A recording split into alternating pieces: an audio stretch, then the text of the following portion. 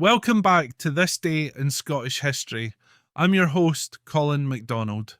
Today, we delve into one of the most notorious events in Scotland's medieval history, the Chilling Black Dinner of November 24th, 1440, a tale of betrayal, political ambition, and murder that has left a dark stain on the annals of Scotland's past.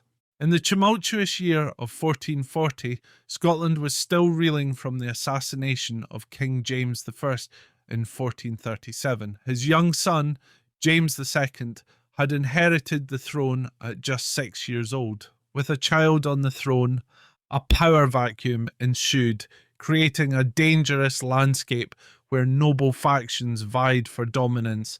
The most powerful of these families were the Black Douglases, led by William, the 6th Earl of Douglas. At only 15, William found himself the head of his family, one of the most influential in Scotland. The Douglases held vast lands and influence, and their loyalty or opposition could make or break any rival faction.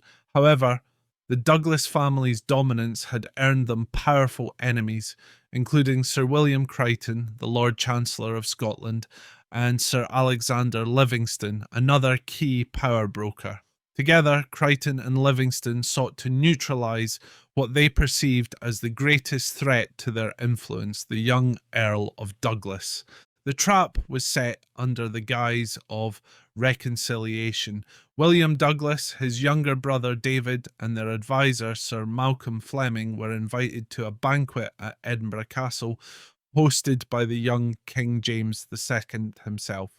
Only 10 years old, the king was reportedly delighted by the company of the Douglas brothers, a cruel irony given what was to follow.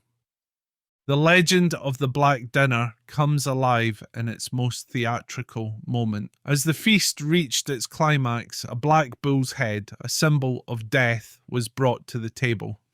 This macabre gesture signalled the Douglases' doom. The young brothers were seized, subjected to a hurried and undoubtedly rigged trial, and found guilty of treason. Despite the king's tearful pleas for mercy, William and David were dragged to Castle Hill and executed by beheading. 4 days later, Sir Malcolm Fleming met the same fate. This grim tableau shocked even a society accustomed to political brutality. The calculated nature of the murders, luring the victims with false promises of amity, underscored the lengths to which the rival factions were willing to go to secure their power. But who truly orchestrated the Black Dinner? Sir William Crichton, as Keeper of Edinburgh Castle and Lord Chancellor, held both the means and the motive. His ambition to control the young king, coupled with his alliance with Sir Alexander Livingston, positioned him as a key player.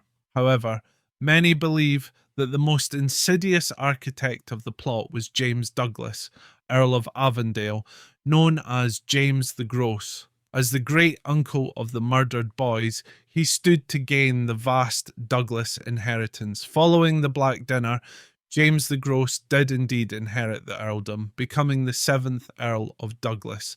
His conspicuous lack of retribution against the killers only fuels suspicions of his complicity. What makes the Black Dinner so infamous is not just its brutality, but its breach of trust. The Douglases were guests under the king's protection, dining in what should have been a secure and neutral space. The betrayal at Edinburgh Castle would leave a deep scar on Scotland's collective memory, immortalised in folklore and even inspiring modern tales such as the infamous Red Wedding in Game of Thrones.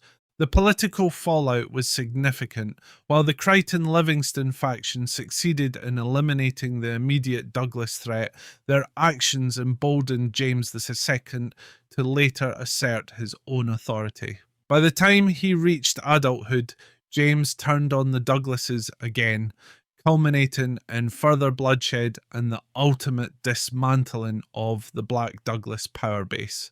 As we reflect on this dark chapter in Scottish history, we are reminded of the fragile nature of power and the devastating costs of ambition. The Black Dinner of 1440 remains a chilling example of medieval realpolitik, a moment where personal ambition eclipsed any semblance of honour or justice. Thank you for joining us on this day in Scottish history. Tune in tomorrow as we uncover another compelling story from Scotland's rich and complex past. I'm Colin MacDonald, and until next time, haste ye back.